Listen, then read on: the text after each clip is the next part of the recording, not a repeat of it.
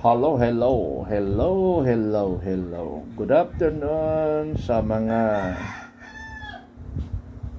nagsusubaybay sa Makabayan and Informative Channel, Kaya sinabi kong Makabayan Informative Channel.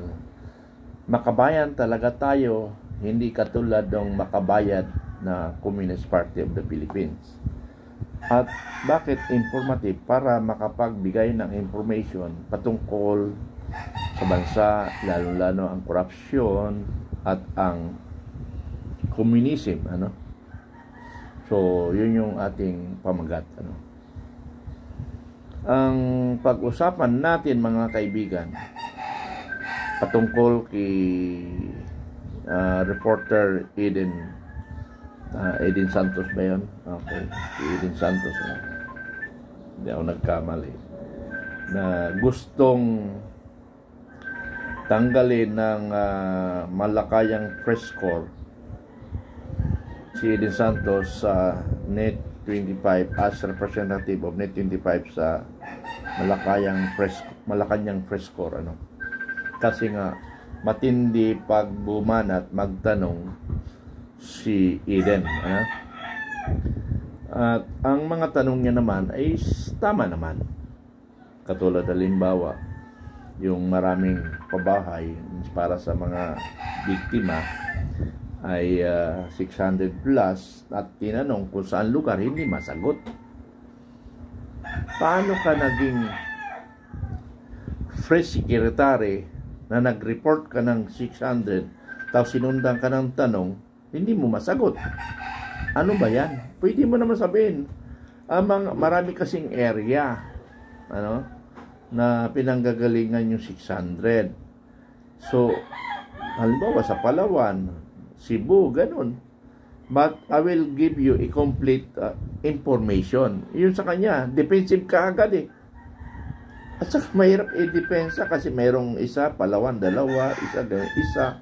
So, paano masasagot mo yung 600? Kasi yung 600 parang by municipality, Kasi by province, 82 province So, ibig sabihin, by province, tag-isa. Parang gano'n Then, mayroong dalawa sa isang province. Parang gano'n. So, ituloy natin na mayroon pa iba may mga tanong na mga katulad sa AGK kahit hindi na included sa administrasyon ni Pangulong Duterte, administrasyon ni Pangulong Marcos, hindi niya directly ma-discuss, madepensahan yung kanyang report. Kaya lumalabas siya ngayon. Kaya nga matagal ko nang tinatawag si Attorney Claire Castro na reyna ng fake news. Reyna ng fake news. Kasi marami siyang pinaparating sa publiko na walang katotohanan. Parang gusto niya lang i-up ang Pangulo, ang gobyerno, ng pagsisinungaling. So, kaya natawag ko siyang reyna ng mga fake news. Okay, pakinggan natin ang aking dating boss, General Macanas. I think final na ito Talagang wala na si Eden Santos sa Malacanang meeting. Presidential Communications Office Secretary Jay Ruiz has affirmed the decision of the Media Accreditation and Relations Office in seeking the replacement of Net25 reporter Eden Santos, who violated pre-approved media protocols during President Marcos Jr.'s event in Tarlac on June 25.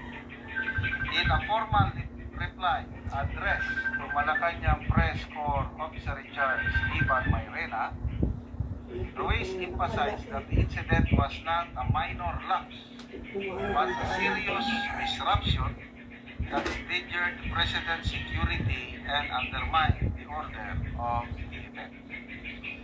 Covering the President of the Philippines is not an ordinary feat, sabi ni PCO Secretary. It demands discipline, decorum, and adherence to established security protocols not only out of respect for the office but for the personal safety of the chief executive and everyone on site. Yan ang paliwanag ni Ruiz. Footage from the event showed Ms. Santos leaving the designated media area and charging toward the president without clearance. A uniformed security personnel was forced to immediately block her, reacting instinctively to a perceived security breach. More concerning, Ruiz noted, is that Santos' action prompted other journalists to follow, escalating the situation and placing additional strain on the presidential security team. This chain reaction unnecessarily disrupted the flow of the event and created a bad precedent that, if unaddressed, risked eroding the discipline that has long governed palace coverage. Sagutin mo nga eh. Nagtag ng secretary. At that time, President Marcos was already led Pindutin mo lang ba? by Interior Secretary Junpig Remulla to the platform where his remarks were to be delivered. Ruiz clarified that the reporters' movement was unsolicited, unsanctioned, and in violation of the Maro issued guidelines, which strictly prohibit ambush interviews and unauthorized approaches. Aba, maraming violations daw si Ms. Eden Santos. Pinagtag pa yun.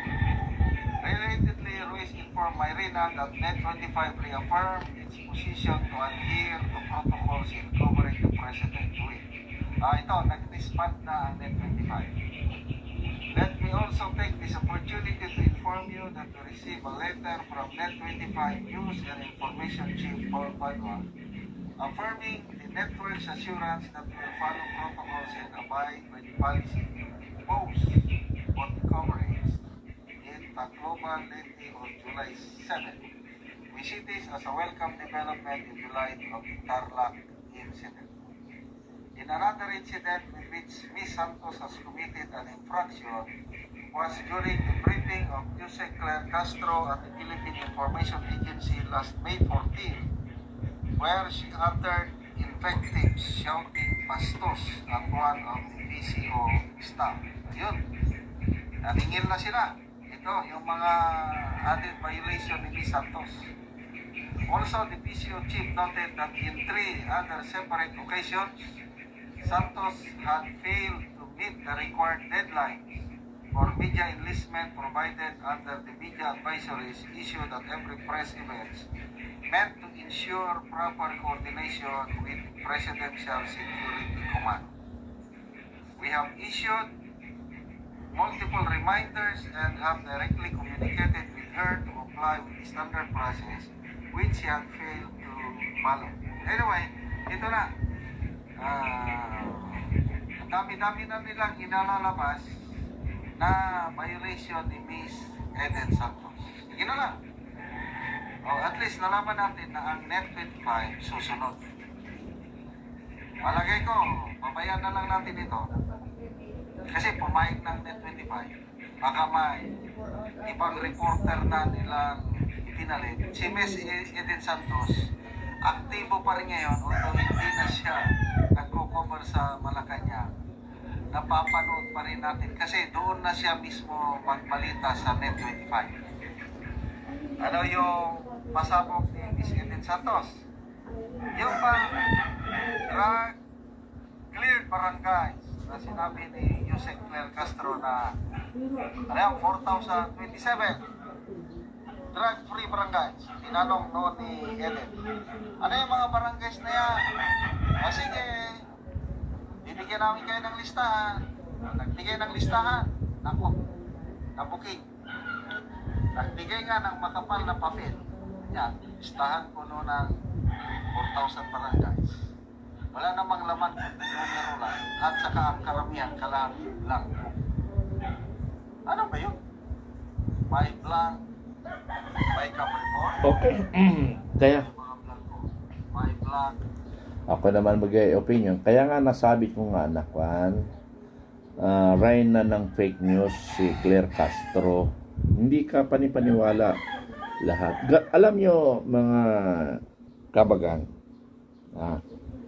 para alam nyo, si Claire Castro ay kamag-anak yata ni Representative Castro at isa rin sigurong Partido Komunista. Di ba nasabi ko na lagi sa inyo mga kababayan na ang Partido Komunista is number 1 sa pinaka sinungaling sa ibabaw ng Pilipinas, ang mga Partido Komunista. Sila ang pinaka sinungaling. Sila ang magaling maglason ng kaisipan ng taong bayan. Kaya nga kinuha yan ni Speaker Romualdez na maging kasangga dahil una, wala na magngangawa sa kalsada, sa EDSA. Ibig sabihin, mababawasan ang mga sinungaling sa kalsada laban sa gobyerno.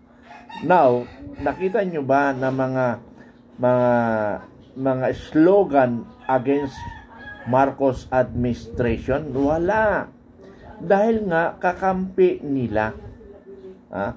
Kakampi nila ang Partido Komunista. Kasi nga kung hindi nila kakampi, yan yung pinakamaingay sa administrasyon ni Marcos Jr. Dahil magaling sila sa propaganda. Kaya nga magaling sila because magaling sila magsinungaling. Kaya kinuha yan ni Pangulong Marcos o kaya ni First Lady dahil alam nila magaling sa pagsisinungaling itong si Claire Castro. So tinanggal nila si Eden Santos because lagi siyang nasusupalpal sa mga follow-up question ni Claire Castro, ni Eden Santos. Kayong mga reporter, kaya nga sabi ko nga, mga mystery media, nabubuhay sila sa mga bayad-bayad May mga reporter naniningil. Meron akong ganun na, sir, marami ka ng utang sa akin. Ano ang utang ko sa inyo? Yung pala pag pinopost kanya, ibig sabihin, utang mo na yun kasi ina-appreciate ka o kaya ina-up ka. Paras lang kaming vloggers Paras kaming vloggers. So, ganun pala ang mga reporter na iba.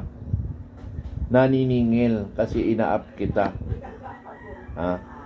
So, yun yung mahirap pala,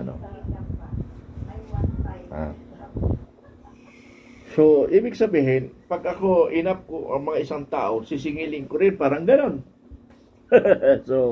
So much for that, So, si Claire Castro is a fake account. Irain o fake news. Okay, maraming salamat. At natinag nila si Kwan. Natinag nila si Net 25. Siyempre susunod. Sana yung kapalit ng Net 25 ni Eden Santos mas matigas pa. Yun ang asa natin. So, abangan ang susunod na kabanata.